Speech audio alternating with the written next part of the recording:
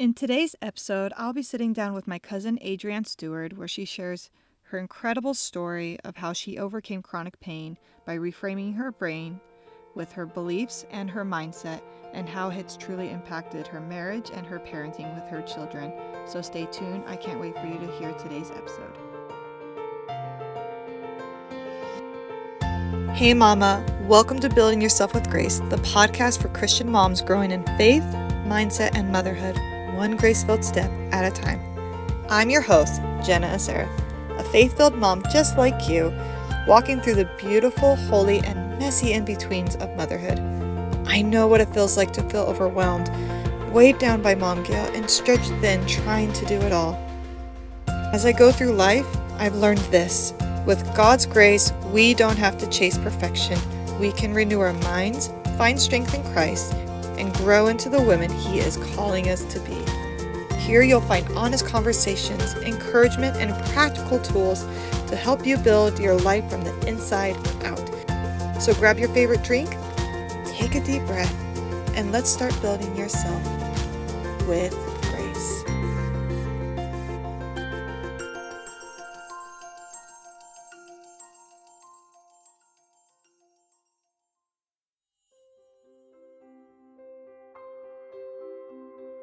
Mama, can I ask you something? Do you ever feel weighed down by mom guilt? Like no matter how much you do, it just feels like it's just never enough? I want you to know that you're not alone, and you don't have to stay there. That's why I created the Grace Minded Mom, an 8-week one-on-one coaching program where we start by recognizing guilt and shame, then move into understanding identity, mindset, routines, and comparison, and so much more, all through the lens of God's grace. If your heart is saying, I need that, email me at buildingyourselfwithgrace@gmail.com and let's set up a free 30-minute phone call to see if this could bless your life. I know it can, and I cannot wait to help you, Mama. Now let's get back to today's episode. The reviewer of the week is from Ashton95, and she shares how this podcast has helped me draw closer to Christ and all that He does for me, and sees me in my motherhood chaos. Highly recommend listening if you are struggling or overwhelmed. Jenna helps you give a mindset that you can do it and see who you truly are as a daughter of a king. Love the authenticity too of this podcast. Feels so relatable. Thank you so much, Ashton95, for sharing your amazing review. I really do appreciate it. And if you would like a chance to have your review shared on this podcast, please leave me a review, a 5-star review. I really would appreciate this. I can't do this without you, Mama. And I'm so excited that you're part of this conversation today with my cousin Adrianne and I. I knew for a long time that once I started this podcast, that I wanted to feature her in this because her story is honestly so incredible. And because it's been so incredible, it's honestly impacted my family. My brother and my mom have both been greatly impacted by the person that helped Adrianne in her journey in recovering from some severe chronic pain here. And that's why I want to share her story with you today. So I can't wait for you to hear this amazing conversation with Adrianne. And now let's get to it. Let's hear this amazing conversation. Hello, hello, hello. Welcome, mamas, to today's episode. I am so excited that we're here today. We are actually here with my cousin, Adrianne Steward, and I just can't wait for her to share her story today. So, how are you doing today, Adrianne? I'm doing great. Yeah, happy to be here. Oh, I'm so excited that you're here, and I'm just excited what you're going to share with these amazing mamas today.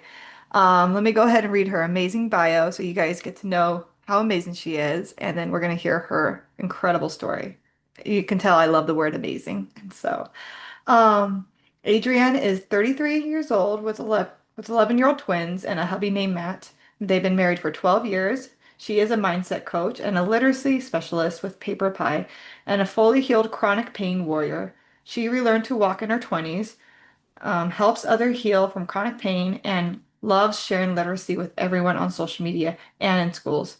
She loves acrylic painting, photography, reading, and anything adventure seeking in nature.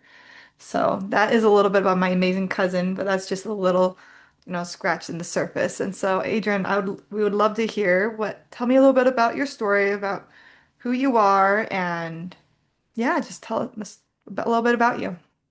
Awesome. Yeah. So like Jenna said, I have a chronic pain journey that maybe some of you guys can relate to.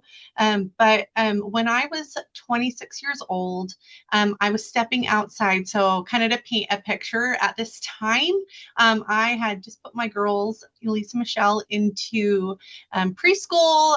They were 4 years old, and we were spending a weekend in Chicago.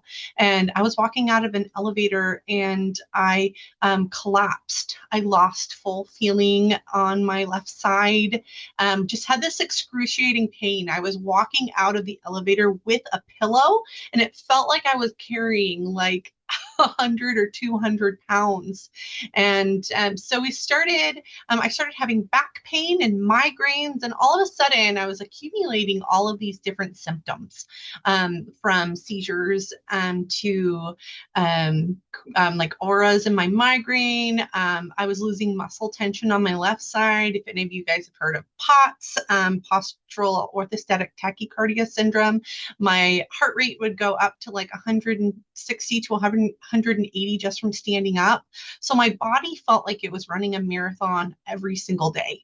And it was exhausted, and they were putting me on all of these different medications. So I was gaining weight from them, and I was feeling really, really lost. I was in a wheelchair for 4 years in my 20s. That's not something anybody wants, but I learned a lot through it. We went to Mayo Clinic, we went to Cleveland Clinic, we went all these different places to all these different specialists. And every single time they would say, I've never seen a case like yours. You're one of those cases that keep me up at night. And you never want to hear that from a doctor. But he did, and we went all these places and really still didn't have any answers. So I actually met a Becky Parkinson through Powerhouse, Pain-Free Powerhouse Coaching. I met her, and she told me something that I'll never forget. I was actually kind of angry when she told it to me, right? Sometimes that gut reaction we have to change is harsh. But she said, your pain is completely real, but you don't have to have it. What would your life be like if you didn't have it? And I remember kind of like being like, what is she talking about? Like, this is crazy. She's crazy. If I, do you think that I want this pain, right? And so that's a reaction I think a lot of people have, right? Whenever we're going through something and we have this like life altering instance where we can either keep going in our own direction or we can make a change. And so I texted her like a week or two later and was like, hey, what's that book you told me? Like, I was in the middle of all of this, like being angry at her that I forgot the book, right? And she sent me this book, and it was all about healing chronic pain. And I read it. It's The Way Out of Healing Chronic Pain, and Dr. Sarno's Top 10 Healing Discoveries. But I read this and I started walking, and I met with her, and I started learning about mindset coaching and about how our thoughts and our feelings impact our life, how our mind, our soul, and our body are completely intertwined in a way that I always knew that they were, but I didn't know, right? I didn't actually know how completely intertwined they were. And after 2 years of, really after a couple months of working with her, I started to see improvement. I relearned how to walk. A year after I was using a walker, I was running a sprint triathlon with my dad, and all these beautiful miracles that happened along the way. It was super hard work, but it was really, really worth the work. And so, yeah, that's just kind of something I always remember, that like going through these things, it kind of shapes us into who we are. I feel so grateful that I learned how to care for myself in a really deep and personal way in my 20s and 30s, so that I can live this way for the rest of my life. It's honestly just so mind-boggling because I think sometimes when we think of chronic pain, we're always looking at the physical ways of healing ourselves, but sometimes we don't even look at the mind, like the mindset, the mental, emotional ways our bodies are reacting to, rather how our thinking patterns. So kind of help us delve into that because that was one of the things that always like intrigued me about your story is that how a lot of our um the physical ailments that we may go through are all just mindset and emotion. So can you dive a little bit into what that could look like? Yeah, absolutely. And when we say all is mindset, I want to be so clear with everybody that it doesn't mean that your pain and your illness isn't real. So there were so many doctors who told me, oh, this is all in your head. And I want you to know that that's not true. It's that this belief that was new to me, kind of from the concept of German New Medicine, but this belief that essentially that everything that happens in the body is triggered in the mind. So not necessarily that we don't get a cold, right? We don't get sick, that we don't, that those things are fake, but that essentially that the things that we think and the things that we it kind of all comes down to this thought model. It's called the CTFAR model. I actually, so after working with Becky, I actually went and got certified because I truly believed that like this was the way I was going to help keep myself healthy, keep my family healthy throughout, and help others in my mission to share about healing our own chronic pain. And that our body, I think a lot of it comes down to first recognizing that our bodies are not broken, that they are brilliant, even when they are not working the way we want them to, and really building safety with ourselves. And then we can come in with that, what I said, the CTFAR model. So it all talks about we have this circumstance, this data, this irrefutable evidence, like it was 67 degrees Fahrenheit. Today, I woke up at 6 a.m.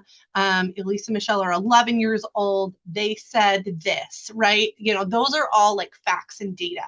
And when we have something like that happen, or maybe it's I stepped on the scale today and it said, right?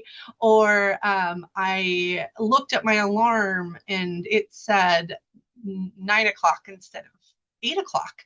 And then our brain interprets that, right? So that's the thought part. So everything comes, the data actually isn't, the circumstance isn't actually what drives our actions. It's the beliefs we have about the data, right? We have a whole bunch of brain drama. Like, for example, like if I step on the scale and it's more than it was yesterday, I might tell myself, oh my gosh, you're falling behind.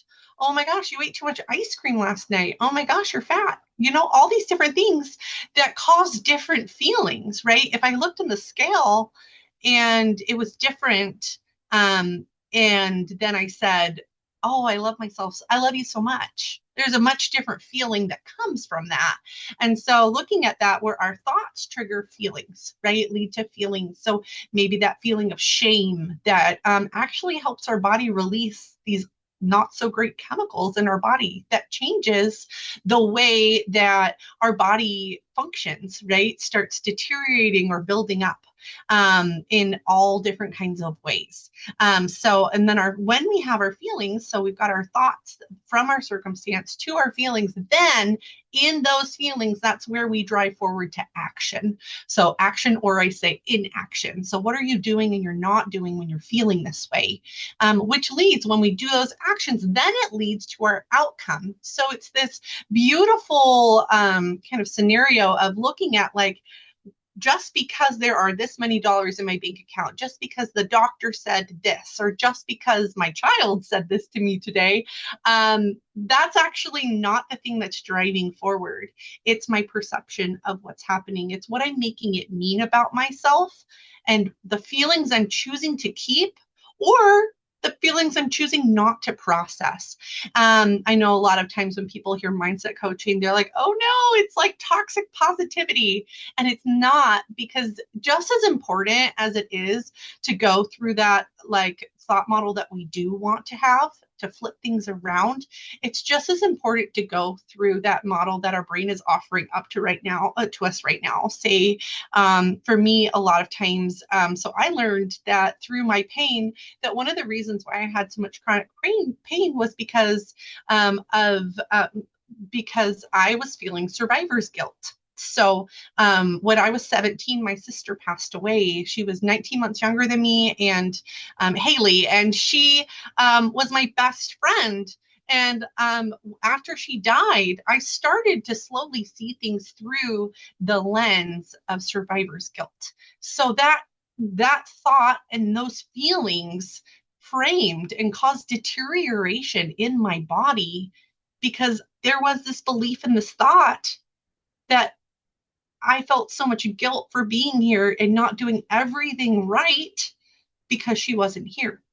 And doing that caused me to take different actions in my life, maybe to not care for myself in certain ways, but also just on a biological level, my body took that information and it started to deteriorate my muscles.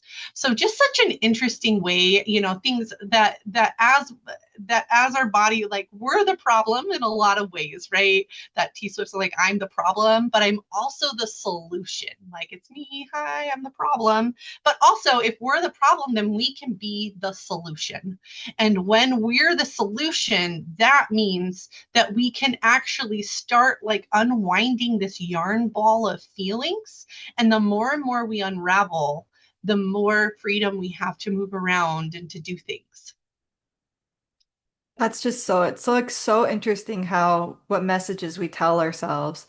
My brother had the opportunity to work with Becky because he had really chronic back pain and like literally just like one day of like doing the dishes, he just had chronic back pain.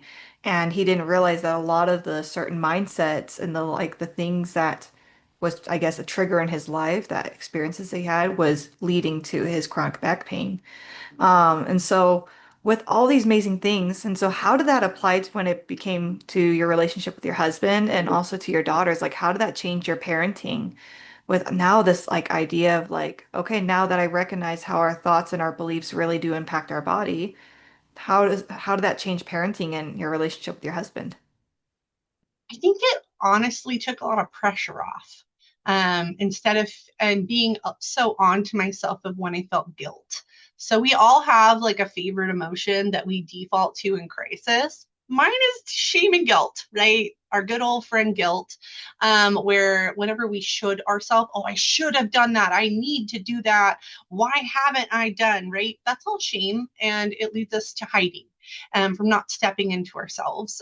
So I found that I was feeling shame because my husband had to caregive for me. And instead of thanking him, I just had shame instead, right? So fun. And to be able to really look at that and realize, like, I don't have to feel guilty for the love that he gave me in that time, that I can just appreciate him and love him so deeply. I think also when we realize that it's not the circumstance, so it's not that I left, it's not that I left something on the counter or my towel on the floor or something else that's driving my husband crazy, right? It's his thoughts and feelings about it. And yes, I can do things to help him, to have fewer triggers. But just because I trigger him doesn't mean that I'm the problem. And I think it's so important for us to remember this, that for everyone, that something I have up on my wall, it says, other people's thoughts and feelings are none of your business. And I think that's so important to remember, that just because someone has, we can lovingly help them through, but it's not our job to fix other people. And I think that's so freeing. So as a wife, as a partner, I definitely feel that it's not my job when he's having a bad day to make it all better. It's just like, but I can be generous, right? I don't have to do anything, but I can be generous to him. And when I say generous, I mean maybe listening to him, maybe asking him what he needs and if he needs some space, and not making it all about me, right? Because that's what we do. We're like, oh, he's so mad at me. I'm the victim here. Shame, shame, shame, right? And with my kids too, like, so my girls are 11. They are starting to go through puberty. We went bra shopping the other day. Like, all these things are starting to happen with them, and they've got a lot of hormones going on right now. So it is, it is so fun and so crazy. And, anybody who's had a kid in that age just knows it's like, oh, here we go, buckle up. And but knowing that when they get upset, I can lovingly hold a mirror for them. That's what we do with coaching, is we hold a mirror up so that they can see what's going on inside of their brain. We can be compassionate, but we can be neutral about it instead of making it mean everything about us. I love that, honestly, and it's still a hard concept that I'm still trying to apply in my life. The idea of like, I remember learning that a couple years ago, like, here's your bubble, here's your spouse's bubble. You have nothing to do with that bubble, and he has nothing to do with yours. Yours don't even touch, and that's hard for me because sometimes for me, I can, in a sense, I can be controlling in situations. Like sometimes I want to control how my husband feels about me or what he does, and those kind of ideas. And sometimes we have to recognize I can choose how to respond to this situation. I can choose how to react in those situations. And I love that you apply that too with your kids and help them look in the mirror and kind of see that as well. And so when a mom goes through these day-to-day things, they've kind of talked a little bit about it. What are some simple ways that moms can apply this? That like that sounds amazing, but how do I like do it? Because I want to do it. It's really hard. Sometimes it's hard to let go of control. It's hard to let go of expectations or the shoulds, the shaming, which is something I'm still working on, but I recognize in my life. What are some simple steps that moms can take in their day-to-day life that can help them as a life coach? Yeah, that's a great question. So, some of the things that I've done. So, the first thing I think that we can all do is breathe. I think that's a big thing. I was talking to someone and they were like, what is the first thing? They asked me, what is the first thing that you needed when you were born? And, people will be like, oh, we needed milk, right? We needed milk. We needed food. And it's like, actually, babies go a long time when they're born sometimes until the milk comes in, right? It's oxygen. We needed oxygen. And that's a great reminder to us when we breathe, to really, I love to pretend like where I'm breathing from in my diaphragm is this very long straw that goes all the way up to the top of my head. This actually came from Joe Dispenza, who is an incredible meditation guru. But I breathe and I take some time, and we could do it together, but like, as we take a breath, we're going to breathe and then we're going to hold it at the top for 4 seconds, and then we're going to slowly release it. And when you do that, really recognize like how your body is getting out of those like not helpful brain waves. When we feel buzzy, we can't mom. We can't pick up things around the house. We can't really do anything when we're so frantic.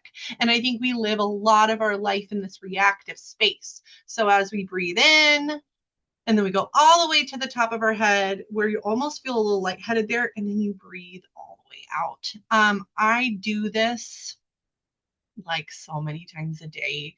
I mean, maybe even set a couple timers on your, like, maybe like set 3 timers a day on your phone.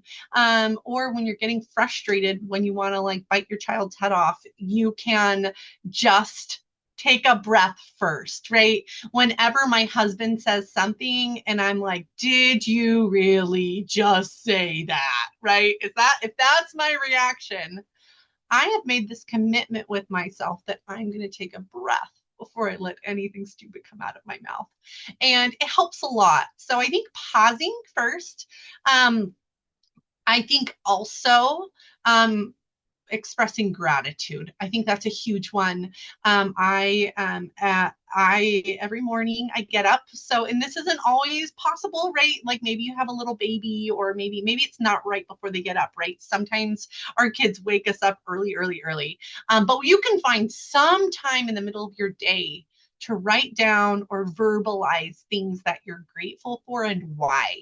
So if not just say, I'm grateful for rain, I'm grateful for this, but I'm grateful for rain because the sound is so relaxing to me. Like really understanding why, and then saying thank you, thank you, thank you, and to really feel that gratitude in you. And even if you do a couple a day, it really helps you to recenter. I would also say getting outside and grounding yourself. If you can get your feet into grass, not on concrete, but barefoot, 30 seconds of that can completely reset your nervous system. Or maybe it's a walk around the block. But I will say that one of the biggest things in, letting that anger out in healthy ways, we're not bad people because we have anger. We sometimes, as people pleasers and others, we spend our whole life going around pretending like we're not angry. And really, there's some ways that we can do that isn't directed at anyone. One of my favorite things is called Rage on the Page. It's where you write, so you could type it, you could send a voice clip, you could write it on a piece of paper. I like using a doodle board, like our kids' little boards that we erase. I write on it all the terrible things that I'm thinking. The meanest I can be, that's fine. And then I erase it, and then I take a breath. And doing that along with walking and going through and really being aware of like, oh, I'm feeling this way. Why am I feeling this way? Doing those things allows me to let that anger out, and it actually helps us release the chronic pain from our body. Or if you're like, oh, my kid is always screaming, right? Or my kid is always crying or something like that, start looking for the moments when they're not. Whatever we focus on grows. So if we were to focus on, oh my God, my kid is silent right now. Maybe it's when they're sleeping. Maybe it's when they're chewing. Maybe it's when they're taking a deep breath in between the screams, right? But that there is always evidence to be found for the thing that serves us. It's so true. It's like when we seek out think things like in my mindset episode I posted recently, um just like how Dory, like you see Marlin and Dory, two different people, and how they see the situations. Like my favorite's still the whale in the mouth, like, it seems half full, stop it, it's half empty. And so it's like kind of recognizing where our thought processes are. And like you said, being angry is not a bad thing at all. Like all of our emotions are beautiful and needed or validated, and let's handle them without being a reactive person. Let's take a deep breath. Like I love the doodle. I sometimes write a forgiveness letter, like or like write all the terrible things that I've been thinking down. I've always found that so helpful.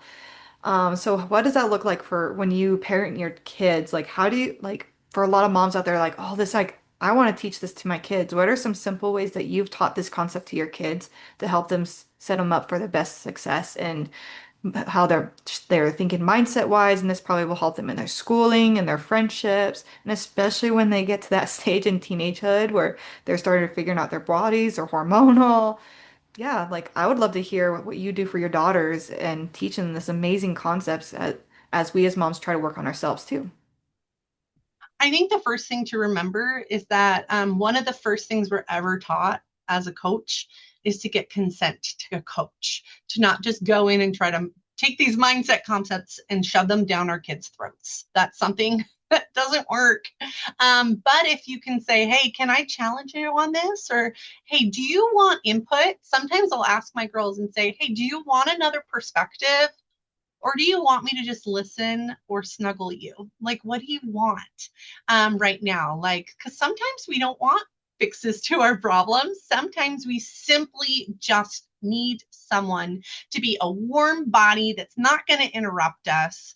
And I find in coaching, even with adults, this is true. Sometimes they're not ready for those fixes. Sometimes verbally processing brings them to that. So allowing that space, something I am really, really I reward them identifying their feelings. So, in a way, like with positive encouragement. So, if they're like, I'm just so angry. And I was like, thank you so much for telling me. Like, thank you so much for telling me how you feel instead of being like, why should you be angry? Or why are you angry? Or stop crying. I never tell my kid to stop crying because there are so many benefits. A lot of times we want to stop a kid's emotion because it's embarrassing to us or it is overwhelming to us when really they're using this as a tool.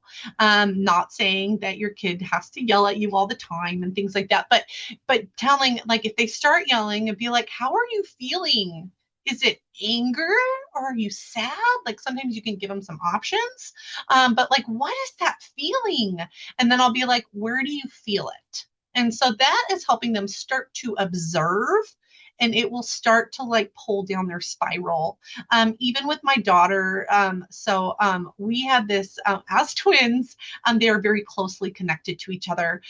So we sometimes will get stomach aches, and really it's not the flu; it's a territorial conflict. They get like from anxiety and from other.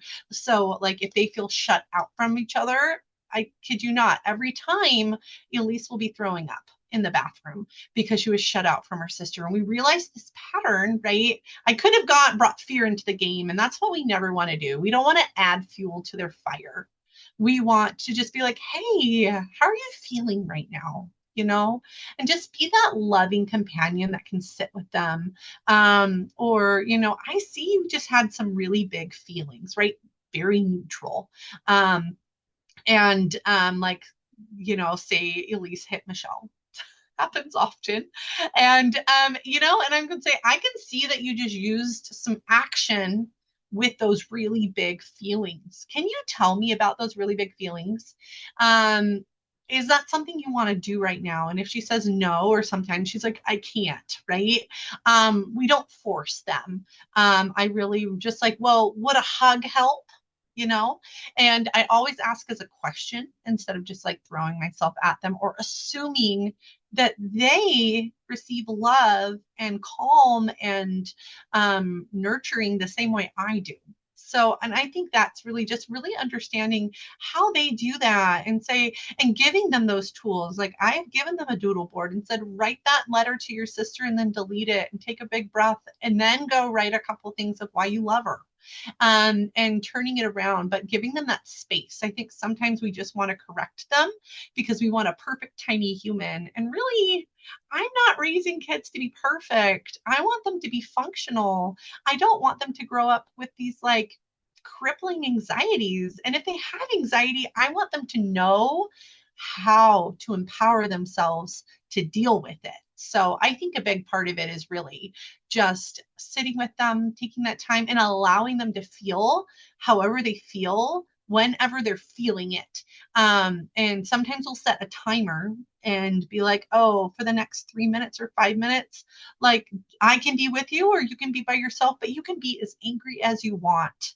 We also had something when we homeschooled and through COVID, and we kept it for years after that. We had a calm down corner.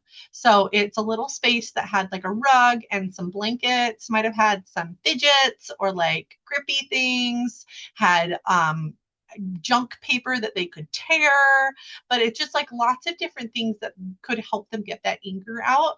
Because sometimes they want us to be part of that process and sometimes they don't. And I just want you to remember that you can create that safe space with them, whether you're right next to them or you're just in the home with them. That just because you're not being an active participant with them right next to them doesn't mean that you're not letting them have your calm, positive, or just loving energy. Oh, honestly, that was just perfect. I just am so grateful like that we don't have to always be like, like this is what you're going to do. Like you open it as a question, you give them the option. You also kind of teach them that it's okay to say no. It's okay that I don't want to answer right now. Because sometimes I think a lot of us been raised in a society where we have to answer, we have to do this, we're going to do this.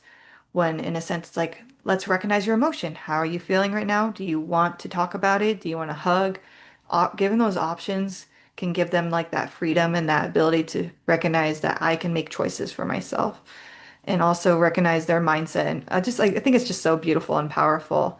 So as we're closing here, this amazing conversation, um, what do you any last thoughts you want to share with these moms as they seek out grace in themselves, as they work on their mindset, as they work on motherhood? Something you wish you could tell yourself back in your 20s when you were going through all that chronic pain. Yeah. So I just want you to remind yourself that you're doing so much better than you think you are. That truly, that when we add shame or harshness to ourselves, when we're going through hard things, it doesn't help. I wish I had just known, right? And now I know that when I'm going through hard things or I feel like everything's falling apart or that I'm a terrible mom, that I'm actually the best mom ever for my kids. That there is no one in this world that can parent my kids the way I do, and that I get to do that instead of I have to do it. I think that just bringing more love into the equation, whether it's stepping back, I love to take a bubble bath after a long, hard day, or, just really finding that thing that allows you to remind yourself, whether it's a picture, a phrase, but that there's a plan for that, right? That's something that we also talk about a lot is that that with um, for those who might be believers, and if not, bear with me. But that essentially that like there's a plan for that too, right? Whether that's that plan within yourself, right, or that's a higher plan. That there's nothing that you can do that makes it so you can't circle back and figure it out. And that as you bring love into the equation, you bring grace for yourself, that grace will trickle to everyone else in your life. And they'll feel that. And it's something that will become so innate inside of you that other people will just want to be around it. And you're a great mom or a great parent, or just a great, maybe an educator, however you deal with kids in your life. Just know that that you are worth the time to pause, and you're worth that time to put in that work, to really find joy and to spread the joy. Beautiful. And so where can these amazing moms find you? Are they you on Instagram? Is there an email they can reach you on or a website? Yeah, so I am on Instagram. So my Instagram is Reading is Worth It. You can also find all my information on my bookshop. My bookshop is readingisworthit.com. So nice and easy. It's the same. My email is also adrilee, ADRILEE 08 @gmail.com. So if you have questions or you want to share your story, tag me on Instagram. That's the best place to find me. But yeah, that's where you can find me. I'm kind of all over the place in there. If you're on Facebook too, you can find me through my Instagram. Awesome. And are you accepting coaching clients at this time if they want to reach out to you? Yeah, absolutely. Yeah, if I'm a good fit for you, absolutely. Yeah. Perfect. Well, thank you so much, Adrienne. I really hope you mamas find amazing resources from this because Adrienne is just one of my favorites and my dear cousin, and her story continues to inspire me, and I hope it inspires you and blesses you this day. So thank you for tuning in today, and God bless you. Did today's episode encourage you or give you something new to think about? If it did, I'd love for you to subscribe, leave a review on Apple Podcasts, and share this with another mama who could use a little grace and encouragement today.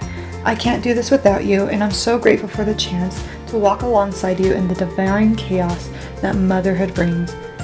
I want you to remember this, mama. God loves you. He sees you. and He is only a prayer away. God bless you, and I'll see you next time on Building Yourself with Grace.